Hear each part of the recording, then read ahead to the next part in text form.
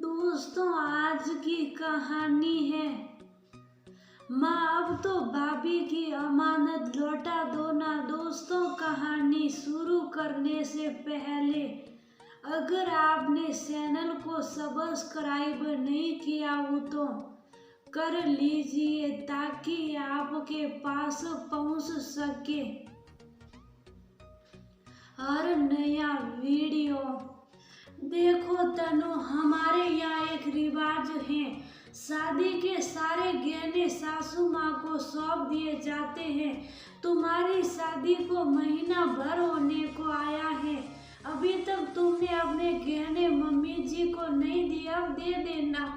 मेरी शादी को 5 साल हो गए, मेरे गहने भी उनके ही पास हैं। तुम्हें भी ये रीत निभानी होगी, जरूरत पड़ने पर तुम अपने गहने मम्मी जी से मांग भी सकती हो, वो खुशी खुशी तुम्हें देगी। संसल ने अपनी देवरानी से कहा।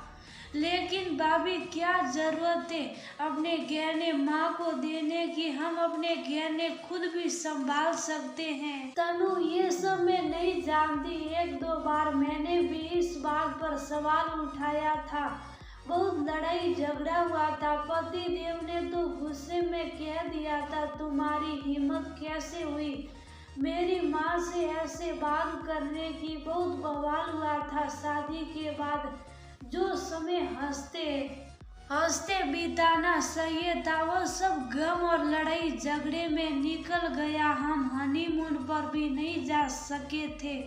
मेरे साथ जो हो गया सो हो गया, तुम्हारे साथ ये सब ना हो, इसलिए अभी से समझा रही हूँ, बाकी तुम्हारी मर्जी। इतना बोल संसल कमरे से बाहर आ गई। बाहर आते ही संसल से सास ने पूछा, संसल सब कुछ समझा दिया था ना अपनी देवरानी को? संसल कुछ बोलती इससे पहले से तनु बाहर आई और बोली, माँ मैं जानती हूँ आप मुझसे बेहतर तरीके से मेरे गहनों को संभाल सकती हैं, लेकिन मैं ये जिम्मेदारी खुद उठाना चाहती हूँ। आज नहीं तो कल ये सब जिम्मेदारियाँ मुझे उठानी ही होगी, तो क्यों ना अभी से शुरुआत की जाए। और इस उम्र में मैं आप पर ज्यादा जिम्मेदारियां नहीं डालना चाहती। इतना सुनते ही सासू माँ की बोलती बंद हो गई और वह कुछ ना बोली। तनु फिर बोली, माँ एक बात मैं बताना भूल गई, आज भैया मुझे लेने आ रहे हैं, मैं कुछ दिन मायके में रहना चाहती हूँ, पति देव से इजाजत ले चुकी हूँ, सोचा आपको भी बता दूं। कुछ ही देर में तनु का भाई आ गया और वो मायके चल दी। रास्ते भर तनु यही सोचती रही कि ये कैसा रिवाज है, अपने ही गहने सासू माँ को थमा दो, फिर जरूरत पड़ने पर बार बार उनसे मांगते रहो। अचानक उसे याद आया, यही सब तो उसकी भाभी के साथ पिछले 10 सालों से होता आ रहा है। उसकी भाभी के गहने भी तो उसकी माँ के पास ही हैं और उसकी माँ ने तो मुंह दिखाई में जो पैसे उसकी भाभी नीतू को मिले थे वो भी ले लिए थे।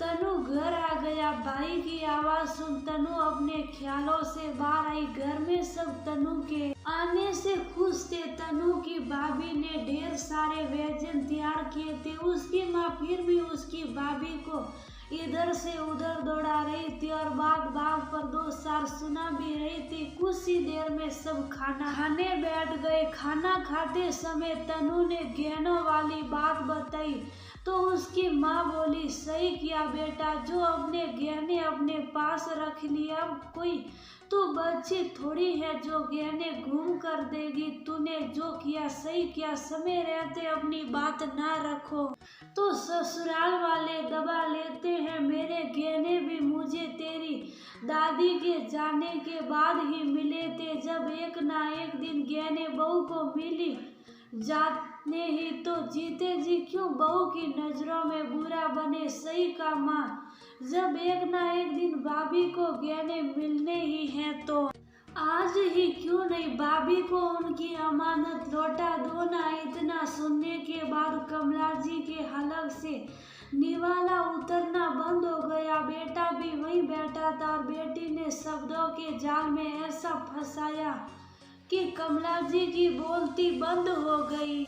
और हाँ माँ, एक बात और, ये जो भाभी को जरा जरा सी बात के लिए परेशान करती हो ना, छोड़ दो। शुक्र मनाओ कि सीधी सादी बहू मिली, वरना मेरे जैसी मिलती तो आपको रुला देती। इतना बोल तनु हंस पड़ी और साथ ही उसका भाई भी। तुम दोनों भाई बहन क्या हंस रहे हो? बहू ने कोई पट्टी पढ़ाई है क्या जो तू उसकी तरफदारी किए जा रही है?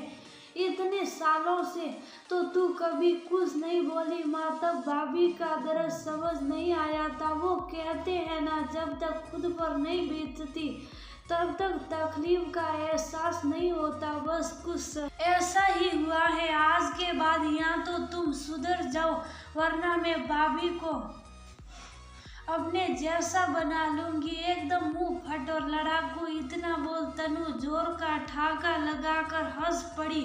तभी रसोई से नीतू बाहर आई और हंसते हुए बोली, क्या दीदी, क्यों माँ को परेशान कर रहे हो? वाह भाभी, एक तो आपके मतलब की बात कर रही हो और आप मुझे ही ठीक है, फिर बुरी ननद बनकर माँ को भड़का देती हो। ओ याद आया, माँ तो बिना बात भड़क जाती है। इतना सुन सब जोर से हंस दिए। कमला जी बोली, मेरी बेटी पगला गई है। ससुराल जाकर ऐसी हरकतें रही तो तेरी सास से गालियां पड़ेगी। मुझे नहीं माँ, समझदार हो गई हूँ। ससुराल जाकर आप भाभी को गहने दे दो। मैं भी वादा करती हूँ कि अपनी सास को माँ समझकर सेवा करूंगी। बस कुछ गलत होगा तो जरूर बोलूंगी, लेकिन मेरी वजह से आपका सिर नीचा नहीं होगा। इसके बाद कमला जी ने बहू के गहने उसे खुशी खुशी लौटा दिए और तनु अपने ससुराल चली गई। ससुराल में आते ही संसल उससे बोली, तनु कमाल हो तुम, पता है मम्मी जी ने मेरे गहने भी दे दिए। और बोली, जब छोटी बहू के गहने उसके पास रहेंगे तो तुम भी रखो और गहने। जब एक ना एक दिन बहू के पास ही जाने हैं तो वक्त रहते ही उन्हें ही उनकी अमानत सौंप दो। क्यों ही बुरा बनना है? तनु तुम्हारे आते ही माजी में एक बदलाव जरूर आया है और ये बदलाव घर में शांति बनाए रखने के लिए अच्छा है।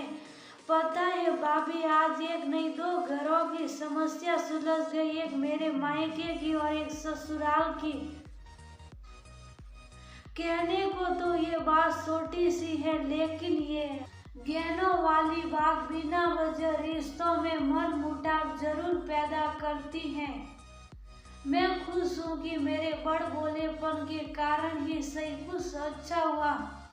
इतना बोल तनु अपनी जेठानी के गले लग गई।